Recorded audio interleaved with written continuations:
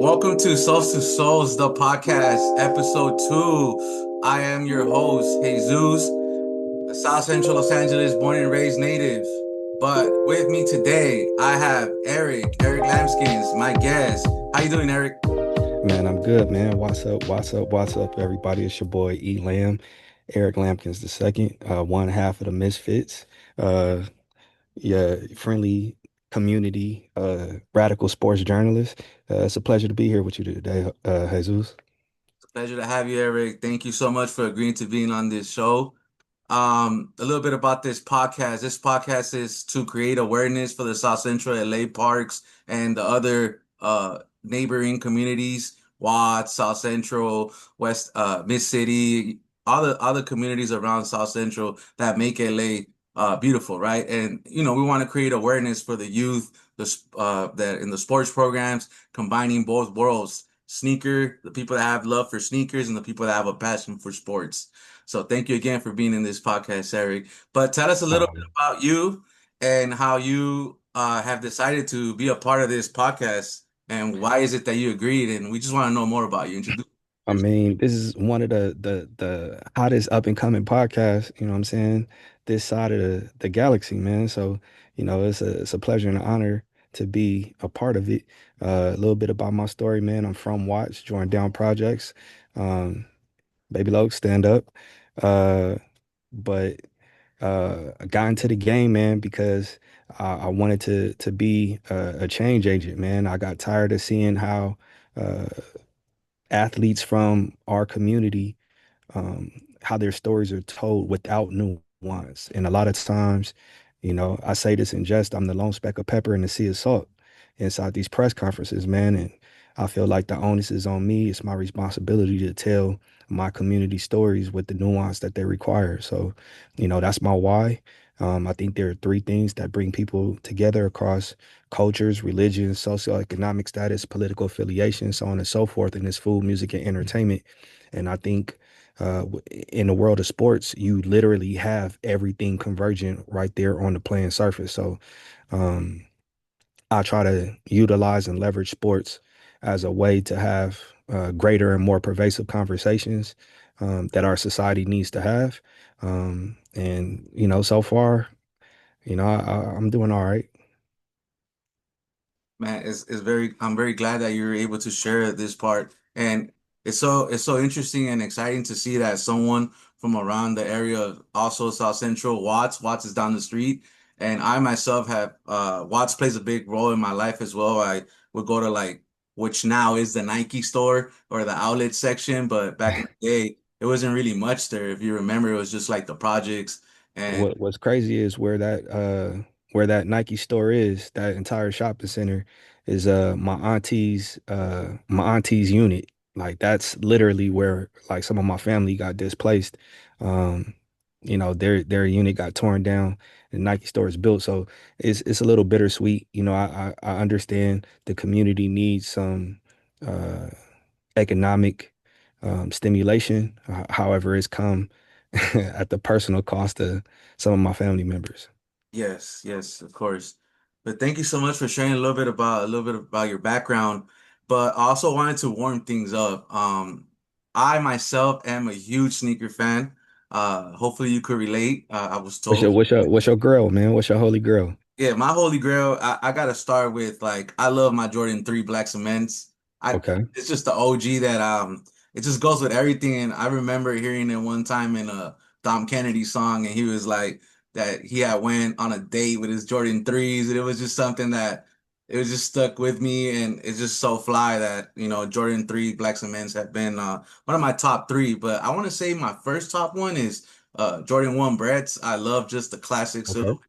of how it's just so classic, and iconic. Like putting on that Jordan 1 just gives you like superpowers in a way. And it just like makes your fit look so good. I don't know why, but I want to say, and my other top two, which I already gave you two, my other top two has to be the Jordan 11 Gammas, which are re-releasing Okay. this holiday season. So we're very excited for that. They're re-releasing they're retroing this December. So I've been waiting for those shoes for a long time. I never had the ability to own them, but now I will, and now I will have them for sure. But Okay. yeah, I wanted to know what was like your first pair of sneakers, and like what did it make you feel? Did it give you like a feeling? Like what was one of the sneakers you remember growing up that just basically like people used to wear the Allen Iversons or the pennies, and they would be like, "Man, I'm gonna ball up like Allen Iverson, or I'm gonna play like Kobe," when they would wear the like certain Kobe shoes and stuff. So it's crazy, man, because growing up, like, I grew up in Watts, bro. We really didn't have a lot. So I remember like one of the first pair of kicks that I had that everybody else were on were some of the Team Jordans. Like I was a huge Eddie Jones fan and I played ball at Hamilton. Played varsity for 4 years and my mom caught me the Team J's, you know what I'm saying? And I really like patterned and modeled my game after Eddie Jones. And so everybody was like, "Oh, little Eddie out here for real now. He got the Team J's." So those were some of the first ones. I remember the old school gloves, the Gary Paytons, the one that had the zip up. Those were like super fire to me. I've always liked defensive players. So like the Worms, Oh yeah, Dion's. I remember oh copping a yeah. pair of Dion's when he played for San Francisco, bang bang Niner gang. Um, There you go. but for me, my like my shoe collection didn't really start until I got out the house. Mhm. And so for me, like the white cement fours, those I think were the Mhm. first pair of J's that I copped as an adult. The Bread 11s, uh, the Wing fives, like I Oh, rock those every once in a while. And every time I do, somebody's like, "Dope, dope, those are cool, those are dope." Cop the Yeezy cool grays. Rocked those to graduation. Everybody was like turning heads, like, "Dog, I've never seen those." So, those are, some of the kicks that I've gotten that, people have been on. yeah. I try to collect the Olympic sixes, I think it was. Oh, The Bugs Bunnies. Um, Cop those when that came out. So yeah, I got a nice little collection, man. yeah, I want to highlight that you said the Jordan White Cement fours. I just got the re-release, and Hmm. I remember that shoe at one point being like 600 or like 550. Yeah, yeah. And I'm like, man, I just won't own it. Like I just won't own it until they'll re-drop again. And the time came, and the time is like the year of 2025, and I finally got that, but I did forget to mention that one. That's a holy grail as well. It's just something about those white cement fours, like just having a straight white silhouette that just rocks your fit. Bot Cool, bots is virtually impossible for you to get something that you actually want to rock. And I believe shoes are art. You know what I'm saying? It's an extension of art. It's an extension of your personality. And I've never been the type of person to cop shoes to just let them sit in the closet. Like I rock all my shoes. Me too. Um, Yeah, that's one thing I got. Like I wear my sneakers. Like I always tell my yeah, friends, and it's like yeah, they probably have a value of this. They probably worth like 2,000, 1,000. But if I pay retail for them, or even if I pay a little bit of like money on top of what they were worth from somebody I know, or right. it's just like let me wear them, man. These shoes are to be worn. Like I Yeah. I don't see I the think point of that's having them in there and just getting like yellow over years, and Yeah. it just And it's crazy because, once the oxidization hits the shoe, like I can't tell you how many kicks that I haven't worn in like a year or two. I'm like, oh, I'm gonna save these. Then, I'll break them out. Then next thing you know, they're crumbling. Like I had wore my Olympics, matter of fact, yeah. to work. And by the time I got to my car, man, I didn't have a sole on either shoe. Oh, So, these kicks are meant to be worn, man.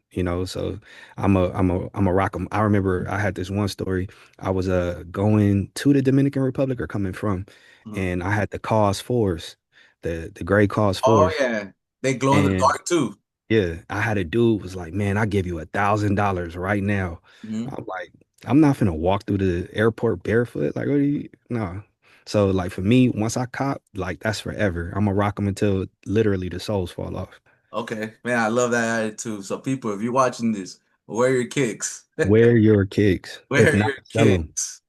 I want to shift things a little bit more towards like what growing up, like did local parks around Watts, did they play a big influence in your life? Were there programs growing up or things that you were involved in? If you want to share a little bit about that. Yeah, I know. Like, so shout out to Ted Watkins Park. Shout out to Juju Fight On. I'm wishing you a speedy recovery. So Ted Watkins was a park uh, that we would go to. Um, as I got a little older, I started, realizing, the gang politics like of the area. So that kind of became off limits. But we had, community centers in the projects.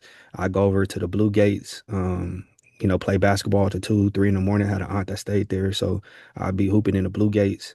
Um, shout out to Southgate. I go over to Southgate Park off of Tweety, I think it is. Yeah. Um, and hoop over there. I played a ton of traveling ball. So I was everywhere across the city, down in San Diego, Anaheim.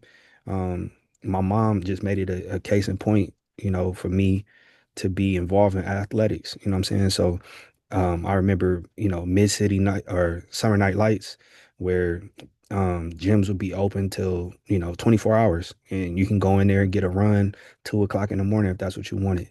Um, and I think, a lot of the funding for recreation is being cut, and I think there's a direct correlation with crime. When kids don't have anything to do, they got to expend and expel that energy some way, somehow. So, we got to start investing more into recreation if we want to get kids off the streets. I think, opening up soccer fields, lacrosse fields, football fields, basketball courts, all times a day, it'll give kids an alternative to do something. Yeah, and that's something that is why like I also wanted to start this podcast just because like we want to get these kids off the street, you know? Like I Yeah, remember at one point growing up, like there was certain times where we just couldn't go ball up down the street yeah, because you either had to like face the gangs right there or just the people doing bad and we don't want no problems, so it was just something that it wasn't safe. And then I remember growing up, there was a lot of drive-bys in like these local parks. So it hmm, kind of like you might be minding your own business, but the bullets don't forgive, or yeah. people get struck. And it was just so much that, we were thinking, and I myself have lost childhood friends because of just gang violence going on in certain sections. And it's just it was very sad to see growing up, but I do believe that, that's something that the city right now needs, especially in the areas right now, because I come from low income, like Yeah. my family, I was brought up with low income, but I always had love at home, and it was something that always like made me feel good, and it was something that I was able to share with my peers and my friends, childhood friends, and the friends growing up that I met all the way up until high school, um, I gotta ask you, man, what was your favorite you know, street ball game? Like I know 21 is a big one. When I yeah, was a kid, we used to play Buddha Hut. I don't know if that was still like I, your era. I I heard of that one, but I didn't really. I'll be lying to you if I told you I play Buddha. But yeah, I remember 21, even though I wasn't really good at it because you see me like I'm not really like a hard shooter like driving. I was more of a shooter or it was only for fun, right? But I do remember picking up games and like losers will buy Gatorades or like losers Yeah. will buy like the chips or waters or whatever it was that we wanted as rewards, but. I also do remember playing soccer growing up, like with we call them pickup games with Yep. just like randoms and that there's a school right here by where I grew up called George Washington Carver Middle School. Yeah, I know Carver. Yeah, yeah, yeah. So Carver, I grew up around this area, so it was like back in the day, it would be open to the public. So we would go, that would be our section. Like, all right, well, today we're gonna go play basketball, and we'll go to the courts right there by the P field, or we'll play soccer. And most of the time, and when we play soccer, we just find ourselves playing till like 10, 9 in the night. And I remember the janitors were like, "Yo, we're getting ready to leave. Like, you guys Oh. gotta go." Like. So we would literally get kicked out, and that was something that today you can't do. Like I can't go down to Carter after school today and go play because they lock them down. They don't let it's not open to the public. And Well, man, we were different, back in the 90s, bro. We were hopping gates. So, exactly. schools would be closed and we hopped the gate. Then they started like literally the generation, the reason why they started putting the removable rims, because we'd be out there on Saturday, Sunday out there hooping. Yeah. Um, so shout out. Hey, I just want to give the mayor, what I'm saying, a little bit of advice. If you want to get reelected, start like bringing these programs back. Like if you invest in the kids, it's going to pay dividends not only for you as a politician, but even more so for the city. So Mayor Bass, go on and get these kids something to do. Yeah, man. Honestly, and it's such a beautiful thing because, like, you're right. Like in today's generation, like not a lot of kids are getting active. Playing, yeah. They're just Like kids on aren't playing tablets anything. or gaming or I mean, I'm not saying it's bad, but it's also very good to like have that experience, right? Where you're actually like going to play sports, you're getting that healthy nutrition and Right. expanding your mind because sports is not only sports. You see, a lot of people don't understand that sports. What's his life? Yeah, it's fundamentals to life, and it teaches you not only discipline, but it also teaches you how to take losses. You Right. know? And in life, there's a lot of struggles and losses, and you just got to learn how to cope with that and adapt. Adapt to when things ain't going right for you, right? I agree. But yeah, like, what is something that most people outside the area don't understand about these parks and this community? Like, what is About it LA. about South LA? Yeah, or Oh man, there's so much beauty. There's so much beauty in South Central. I think, you know, Compton, Wide, South Central, Inglewood, it gets such a negative Long Beach, it gets such a negative connotation, just because of like music. But, shout out to Dot. He was like, man, don't say you from LA if you don't travel past the 10. Like you come past the 10, man, you starting to see LA for what it is. I think a lot of times people think they look at, music videos, they watch movies, TV, and think LA is this white collar city. LA is a real gritty city. It's a blue collar town. There are more people that work 9 to 5 than there are millionaires. Mhm. Um, but like, man, like if you never had an elote, man, you know what I'm saying? Like hearing a honk of the elote, man, oh man, I gotta go out there. Or I remember having uh produce truck. Like, Yeah. my boy's dad, matter of fact, he used to have a produce truck. He used to ride up and down the street selling fruit, vegetables. We had a donut van, ice cream trucks. Like, there's so much like enculturation that happens in the inner city just due to proximity. So, yo hablo español muy poquito, pero yo entiendo mucho, and like Yeah. when I talk Spanish, like people like, oh dang, like where'd you learn that? I'm like en la calle, you know what I'm saying? In the street, There you go. But con mis amigos. So yeah. yeah, man, like it's impossible to live in a hood, man, and not come out with the understanding of just culture, man. Just like when you hear culture, I just think of like my childhood of people of all walks of life, beliefs, um, just piled up in the petri dish, and we got to try to make it work. And I think there's so much beauty in the hood, man. But people, for whether they're afraid to go to the hood or, they want to try to find a way to exploit it. Like if you just go as a participant and come with respect, I think that's the most important lesson that I've learned that the inner city has taught me is respect. You can go anywhere in the city if you're respectful. The moment you become disrespectful is the moment you're gonna have issues. Yeah. But if you just go like, hey man, I know this is your section, this is your part of town. I'm just here, to partake in X, Y, and Z, 9 times out of 10, like people would give you a pass, man. So Mhm. just come with respect to the hood, but go check out the hood. Yeah. And it's big that you bring that up, like because like you're right, like there's a lot of beauty within this community, and I feel like sometimes when you mention like South Central to someone, they're just like, that's cool, but I'm not going there, you know?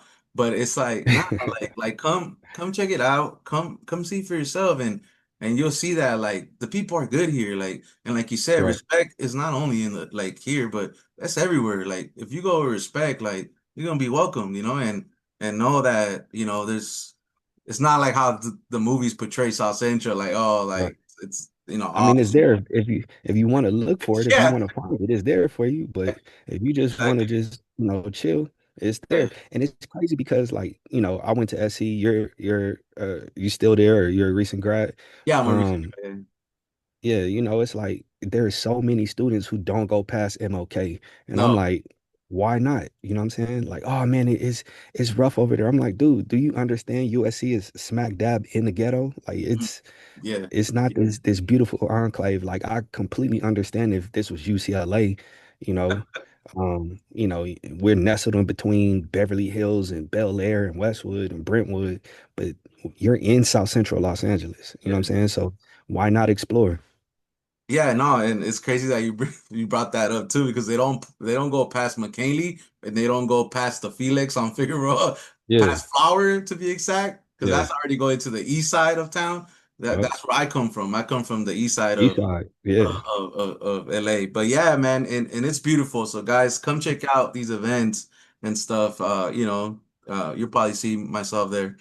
But I also want to say, like, if there's something that you can change and about how like South LA parks are being supported, like what would it be? Like, if there's something that you can change. Yeah, just funding, man. Like funding. I think there aren't enough programs to drum up an interest in STEM. You know what I'm saying? Like robotics, engineering. If I had an opportunity to invest, one of the things I'm super passionate about is journalism, particularly community journalism. So I want to teach kids photography. I want to teach them how to edit, how to shoot documentaries. Everything that I learned at Annenberg, my mission, my goal is to be able to give that back to my community. Mhm. Um, Again, athletics, you know what I'm saying? Like there should be more gyms, like free gyms, like opposed to having to go to 24-hour fitness or Planet Fitness or 24 hour, yeah, 24 hours or Planet Fitness, like being able to go to the local park and hit the gym, more pools. Like I can't really tell you the last time I saw like kids at the pool. Um, yeah, man, like Yeah. I think there are some programs like here and there, like shout out to the Snoop League for Mm. keeping football in Los Angeles like vibrant and alive. Um, I know RBI does a good job at revitalizing baseball in the inner city. The Dodgers, definitely have a vested interest in the inner city in the game of baseball, but like really, man, is more than just athletics, man. I think parks need to be a place once again where kids can go get food, when Exactly. they don't have food. It could be a place where they can learn, they can discover, they can Exactly. dream, they can imagine, you know what I'm saying? They can dare to be whatever it is that they are. Um, so yeah, man, we gotta kids are the future. Like kids are the future. And I Exactly. know it sounds cliche, but we have to invest in our future if there is to be a us. And so, again, Mayor Bass, we need you to taper off the funding for the police department Mhm. and start putting that money in recreation, parks and rec. Yeah, definitely. If there's something that for the people that are listening and for the people that are watching this, like what could be a way that they could also get involved in their local parks and help this movement of change of just Man, empower. whatever your skill is, if you have a passion for cooking, like go become a registered vendor to teach cooking classes. You know what I'm saying? Um, Teach kids how to sew, teach kids read, just offer reading classes, volunteer at the park after school. Um, if you played ball, soccer professionally, collegiately, like go and give those skills back, those tools, those resources back to the kids, man, because it's gonna pay dividends. Yeah, no, I definitely agree with that. Not only that, but paying it forward, right? It brings us back to the whole concept of paying it forward. I'm big on that, and just like you, as an alumni of Annenberg, USC Annenberg as well, I also feel like it's my duty to bring back to my community where I grew up, Right, of South LA, and to just, each one teach one, and right, try to right. like just pretty much keep sparking hope Yeah. And the youth, my nephews, their friends, and every youth that I meet when I go to these local parks and just scout games, watch games for fun, it brings me back like childhood memories. But also like, I mean, you were one of the blessed ones to be able, to experience USC. So it's also your responsibility to go back and give, the skills and tools that you've been able to amass and acquire to the community. exactly, and I feel very blessed to be a part of the USC family as well. But I just want these youth and the kids to know and understand that they could also do big things like that, whether their Facts. goals are to go to USC or because everybody from South Central wants to go to USC. Everybody from Watts wants to go to USC. And if they tell you they don't, it's because they don't want to admit it. But everyone Right. wants to go to SC right Right. here. And growing Right. up, it was all about SC.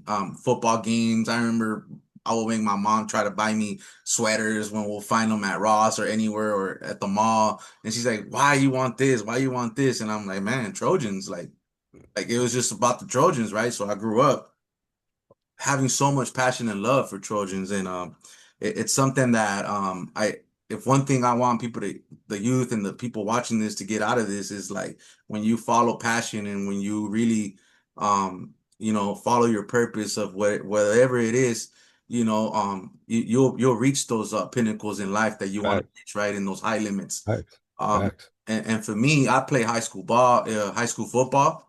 I play high school soccer, and I was just like all around sports was something that it was an You outlet. played soccer in high school? Yeah, I played soccer in high school. What position?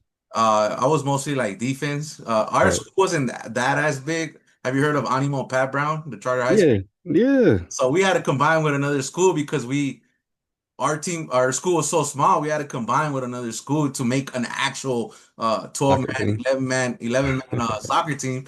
And we will play like other schools like New Design right down Figueroa or Yeah. Animo Watts and other Animo schools. But it was something that I still remember, like just having a good time, uh, using sports as an outlet to de-stress and just to like be me, man, be free.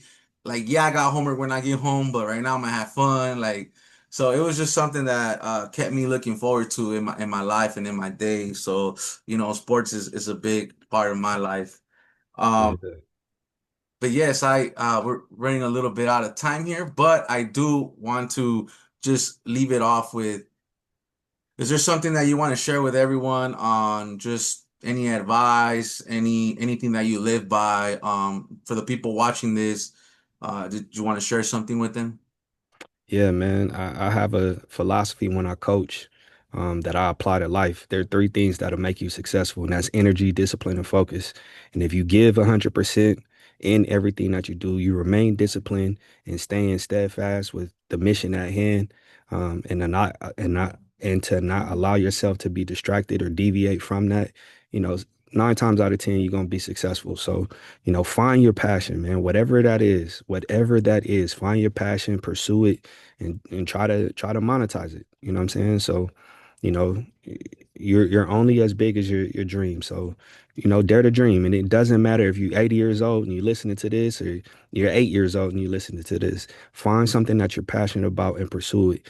Damn what anybody else says, thinks, or feel. If you believe in you, then you got it. There you go, guys. Coming from the man himself, Eric Lambkins, man. Thank you so much for being a part of this episode too. This is just the beginning of this podcast. I hope you could tune in more in the future and just see how I've grown and how this podcast has grown. Like I said, this is not only for me, this is for the community. I am being a voice for the community of South LA, and I'm very grateful for this opportunity. Again, like just paying it forward, right? And just trying to shine this light among my peers and my people around me. Like this is my community. Like the minute I leave my house is like I'm still in South LA. So Facts. and I want people to know that like I'm here for us and like I'm trying my very best to just help these like sports programs get like the right funding, get the right attention, the right everything that they deserve, because I feel like everyone has an opportunity, an equal chance for a great opportunity and great resources, like any other Most definitely. cities. Most So definitely. Most thank definitely, bro. yeah, Eric, man, thank you again. Just want to I'm very thankful that you're a part of this podcast.